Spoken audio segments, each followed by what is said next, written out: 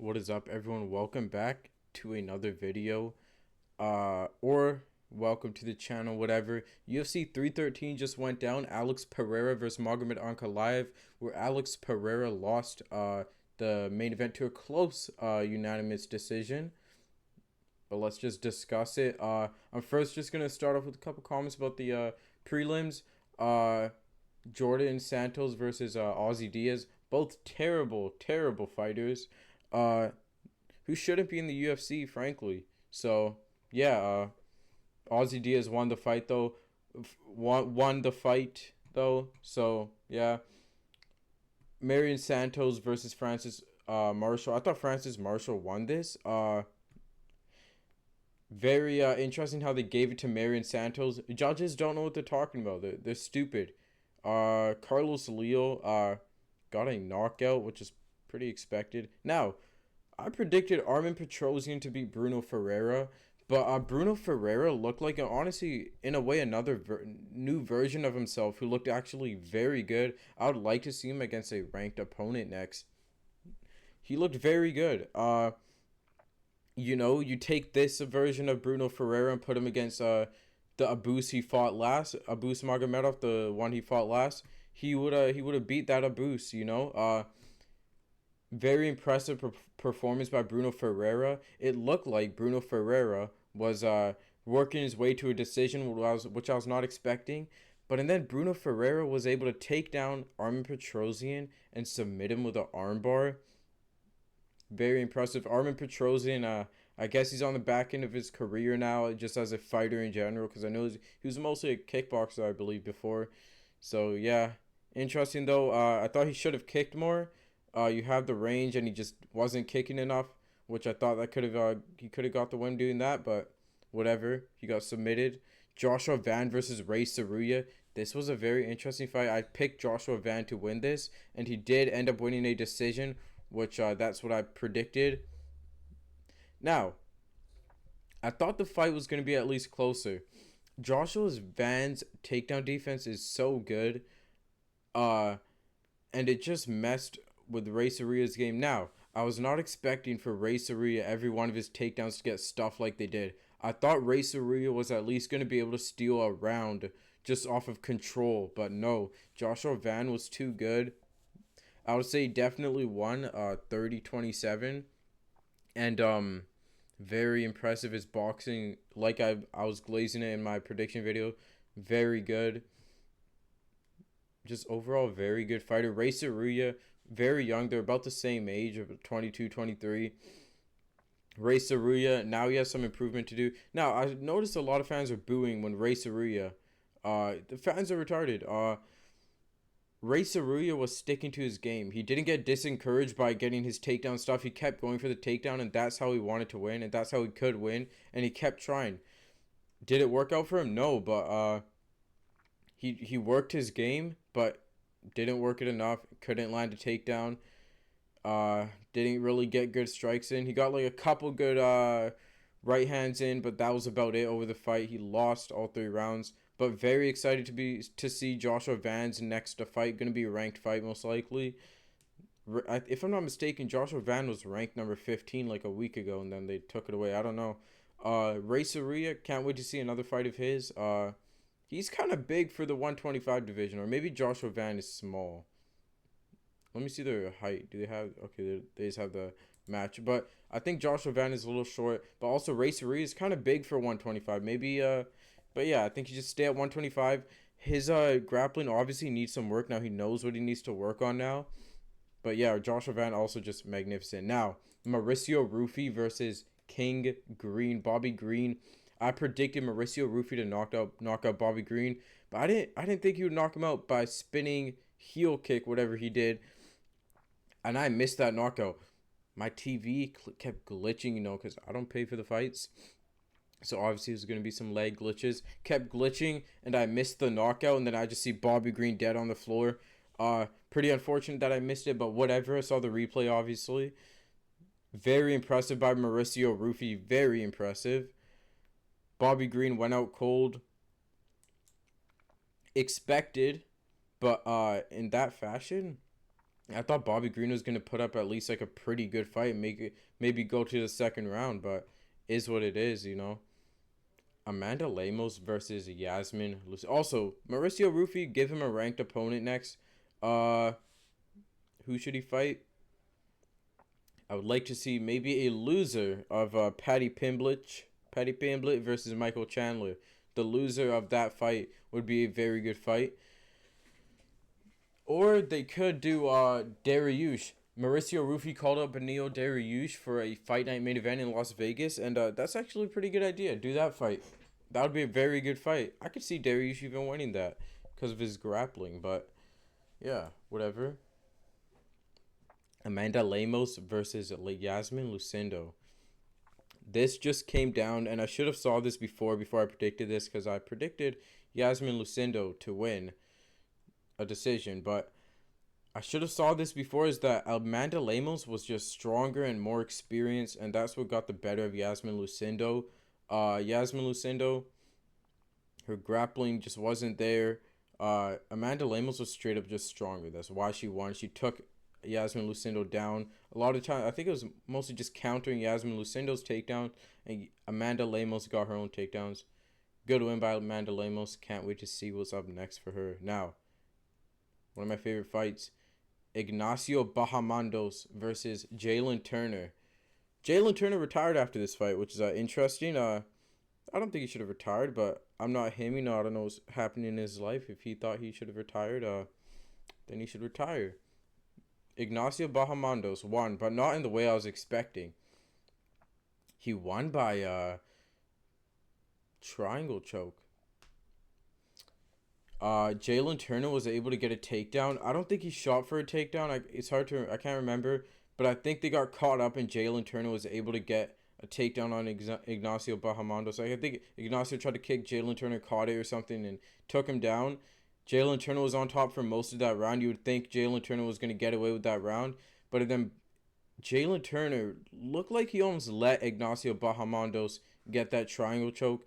You know, his long ass legs, they're both 6'3" at lightweight.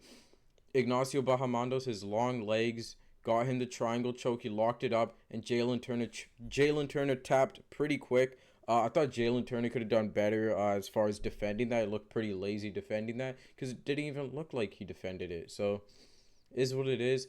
Ignacio Bahamondos, put him against. He's going to be ranked now since Jalen Turner was ranked number 13. They could do Moicano. They could do they could also do a loser of Patty Pimblett versus Michael Chandler. They could do Fiziev, which we'll talk about that in a second. They could do Fiziev, but whatever. Now, Justin Gaethje versus Rafael Fiziev. I picked Rafael Fiziev to win a decision, and it was going that way up until round 2, where Rafael Fiziev got knocked out. First, round 1, Fiziev came in with a great game plan, keeping at range, picking the better shots, kicking Justin Gaethje to the body. He took down Justin Gaethje and ended up in a reverse triangle position, and it looked like a very dominant position, elbowing Justin Gaethje to the body. Justin Gaethje eventually got out of there. They're on the feet. Rafael Fiziev just got off the better shots and was better that round. So I had it 1-0, and then round 2, Justin Gaethje was just kind of working Fiziev better, and then he got a knockdown on Fiziev and almost finished him with 1 minute left. Went to round 3, and Justin Gaethje was straight up just getting the better shots. Fiziev looked tired, and by the way, Justin Gaethje, he still has a chin, because Fiziev was hitting him with really good shots, and Justin Gaethje was taking it and returning. So very good fight. Very good dance partners. What's next for Justin Gaethje? I would like to see probably Ilia Topuria fight, but I think Ilia Topuria is gonna fight Charles Oliveira next, or Armin Sarukian. So it's either he fights a rematch with it's either Justin Gaethje, because they're gonna give him a really good opponent. They could do Poirier. I could see them doing Poirier. Or they do because it's either Ilia Topuria fights Armin or Charles. So they do But who's Islam gonna fight? Because Islam might fight Charles. So it depends. But they might do Armin and or they could do Taporia. I think it's most likely Armin or Taporia for Gaethje. But I think Taporia already has an opponent, I believe, and they're gonna announce that in the next couple weeks, couple months. So next month probably they're gonna announce that. So that's gonna be interesting. Fiziev versus Ignacio Bahamondes, like I was just saying. Uh, or Moicano again. I would like to see that rematch. That would be a good rematch. Moicano versus Fiziev. They're both in similar rankings, so that would be good. Mm-hmm. Now Alex Pereira versus Magomed Ankalaev. I had Alex. Sorry, I predicted Magomed Ankalaev to win a close decision, and what did he do? He won a close decision. Now, one of the judges had it 49-46 for Magomed Ankalaev, 4-1. That's kind of crazy. I don't know. I thought Alex Pereira definitely got 2 rounds, but Ankalaev won this fight. Now there's an argument for giving the fight to Pereira. There really is an argument for that. Uh, it just so round number 1, they're both not doing much, but Alex Pereira is just getting the better of Magomed Ankalaev with the calf kicks. It really came down to the calf kicks in round number 1, because they both didn't really land to the head that much, and so Alex just edged out round number 1 with the calf kicks. Then round number 2, Magomed Ankalaev was connecting more. They're both kind of connecting, but Magomed Ankalaev was just connecting a little more, and he was on his way to winning that round. Then to stamp it at round number 2, Magomed Ankalaev, with about 10 seconds left, catches Alex Pereira against the fence and shakes him and almost knocks him down, wobbles him against the fence. Bell saves Alex Pereira at the end of round number 2. Now round number 3, here's the round that everyone that the fight really came up to. It's hard to remember because I didn't rewatch the fight. I just came off of watching the actual live event. It could have gone either way, but I think Magomed Ankalaev got the edge here. Let's look at the stats here. So Alex Pereira actually landed more in round number 3, but if you look at the highlights they show after the fight, and just in general, the more impactful shots in the whole fight in general came from Magomed Ankalaev. And I don't have a problem with them giving this round to Ankalaev. So here we have, after round number 3, I thought it was probably 2-1 Ankalaev.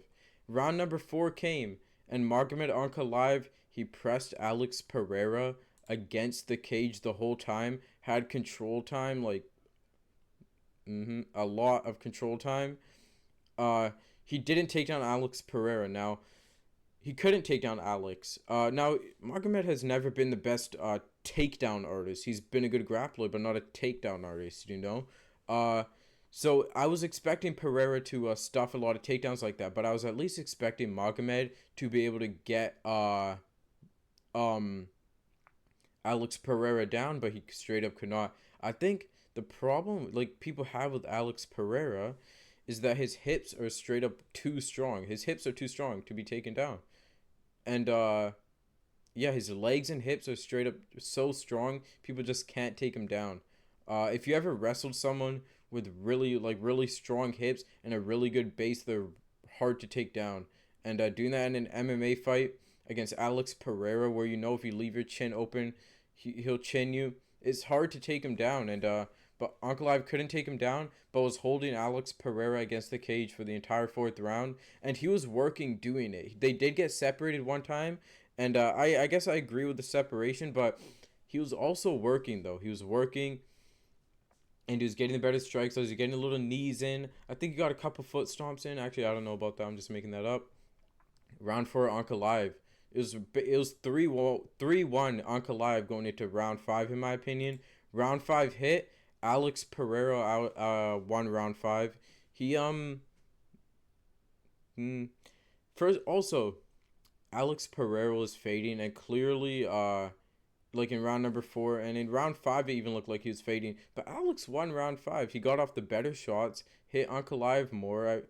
Or actually, he didn't hit him more in the round 5. That's interesting. Hmm. But Alex Pereira, I thought one round 5 he had the more impactful shots, and but Ankalaev did get control time, about like a minute of control time against Pereira at the end of the round. So maybe that's why some judges gave it to him. But I thought Alex won round 5. He won round 1 and round 5, but lost all the in between rounds. And it is what it is. They're gonna do a rematch, and I think Alex will probably win the rematch after seeing this and seeing it was a mostly striking fight. Now I gotta say, very impressive by Magomed Ankalaev. I was not expecting him to win on the feet the way he did, pressuring Alex Pereira on the feet like that. That's Ankalaev's style, but to do that against Pereira is very hard, and putting Pereira on the back foot for most of the fight is very hard. And Ankalaev went out there and did that, and hit the cleaner shots and hit the better shots. And I know Ankalaev's face looked more damaged at the end, but Pereira doesn't damage at all.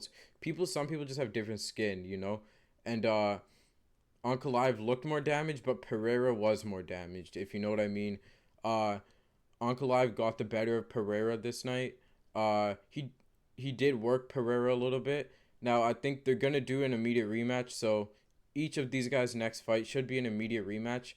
And the thing about doing an immediate rematch is it doesn't hold up the 205 division either, because there is no one in line for the title next. You have Yuri, who lost to Alex already 2 times, but coming off of a win against Jamal Hill, and you have Carlos Alberg versus Jan Blachowicz happening soon. So in the meantime, Alex Pereira versus Magomed Ankalaev could have a rematch, and I believe that's what they're gonna do, and I believe Alex Pereira will probably win that rematch. Guys, thank you for watching. uh Very good card. One of the good cards we've seen in a bit. Definitely way better than 312, you know. Guys, make sure to like, subscribe, and comment whatever you want. And yeah, just like the video, subscribe. Very good card. Can't wait to see the rematch between these two 205ers. Can't wait to see these up and coming lightweights, or Ignacio Bahamondos basically. Can't wait to see Fiziev. I would like to see Ignacio Bahamondos versus Fiziev. Uh, Rafael Fiziev. Also, Rafael Fiziev looks exactly like Ragnar Lothbrok. If you know, you know. But yeah, pretty good card overall. Can't wait to see these two guys in the future. Joshua Van, very good. Bruno Ferreira, give him a ranked opponent next. You know, give him a loser of Delete and Marvin Vittori. Give him that. I believe he deserves that. Make sure to like, subscribe, and comment whatever you want. Peace out.